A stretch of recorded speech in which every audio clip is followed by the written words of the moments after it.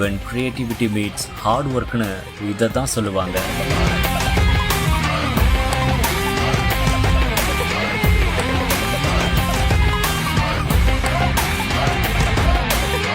₹1 நட்டு போல்ட்ல உலகத்தையே சும்மா மிரள வச்சுட்டாரு.